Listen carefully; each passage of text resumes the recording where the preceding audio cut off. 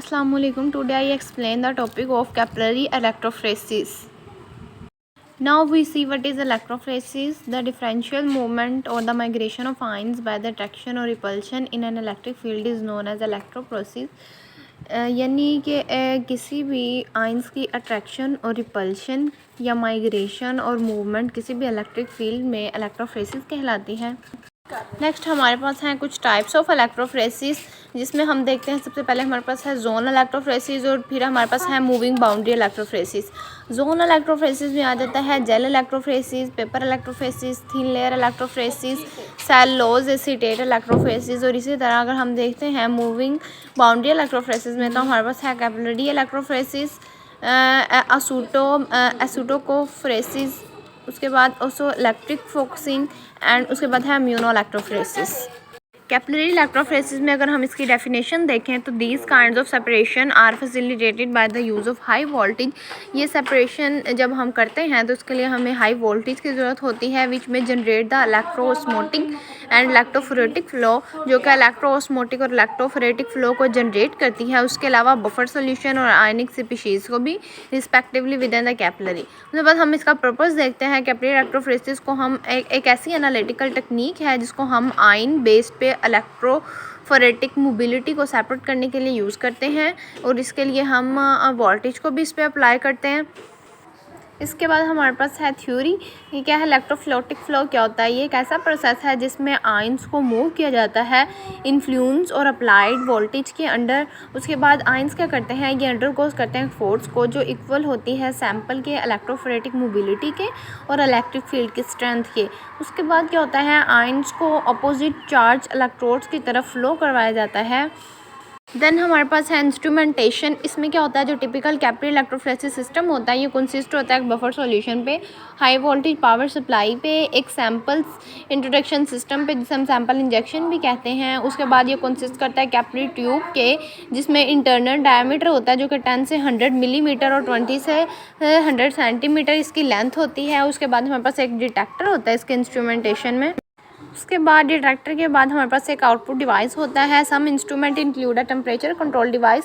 कुछ इंस्ट्रूमेंट के साथ टेम्परेचर कंट्रोल डिवाइसेस भी होते हैं जिसको हम इंश्योर करते हैं रिप्रोड्यूसिबल रिजल्ट्स के लिए। उसके बाद this is because separation of the sample depend upon the electrophoretic mobility.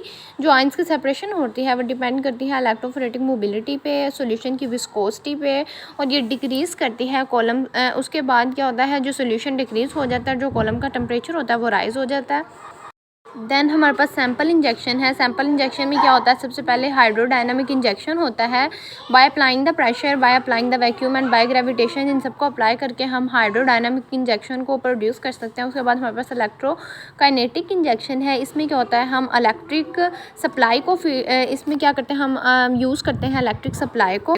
Sample injection के बाद हमारे पास डिटेक्टर्स हैं। डिटेक्टर्स क्या होते हैं, ये सिमिलर होते हैं, उसको हम यूज़ करते हैं GC high performance liquid chromatography के लिए। Majority of instruments have the UV detector available. कुछ जो इंस्ट्रूमेंट होते हैं उनके पास यूवी डिटेक्टर होते हैं।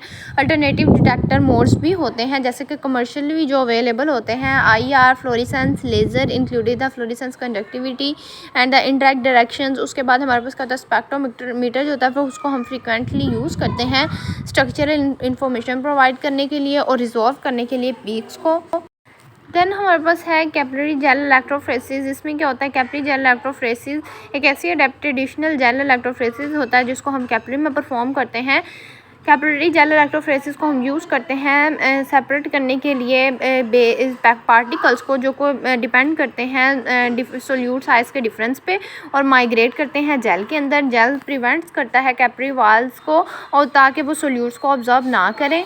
उसके बाद हमारे पास हमारे पास है कैपिलरीज आइसोटैकोफिरोसिस। इसमें क्या होता है, कैपिलरीज आइसोटैकोफिरोसिस में हम क्या करते हैं, किसी भी टेक्निक पे हम फोकस करते हैं जो कि बेस करती है migration of the sample components की माइग्रेशन पे बेस करती है between the leading and the terminating electrolytes के अंदर। ये डिपेंड सैंपल्स पे डिपेंड्स करती है। और लास्ट पे हमारे पास कुछ एप्लीकेशंस हैं जिसको कि हम इलेक्ट्रोफोरेसिस से यूज़ करते हैं। हम इसको कहाँ अप्लाई कर सकते हैं, हम इसको जेनेटिक एनालिसिस के लिए यूज़ कर सकते हैं, फार्मास्यूटिकल एनालिसिस के लिए यूज़ कर सकते हैं, हम इसको फार्मास्यूटिकल चिराल सेंटर्स में भी यूज़ कर सकते हैं। उसके बाद काउंटर आयन एनालिसिस में हम ड्रग डिस्कवरी में इसको यूज़ कर सकते हैं। और सबसे लास्ट में हम इसको प्रोटीन कैरेक्टराइजेशन में भी यूज़ कर सकते हैं। एप्लीकेशंस के बाद कुछ एडवांटेजेस और कुछ डिसएडवांटेजेस हैं। एडवांटेजेस क्या है, हम ऑफर्स करते हैं न्यू सेलेक्टिविटी को, एक alternative high performance liquid chromatography की। उसके बाद हम क्या करते हैं, इजी ये होता है और प्रिडिक्टेबल सेलेक्टिविटी में होता है।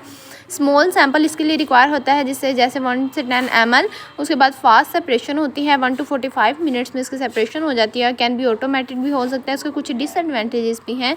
Can not do preparative scale separation, इसको हम प्रिपरेटिव स्केल सेपरेशन में नहीं कर सकते। उसके अलावा लो कंसंट्रेशंस होती हैं और लार्ज वॉल्यूम भी डिफ़िकल्ट होता है। Thank you.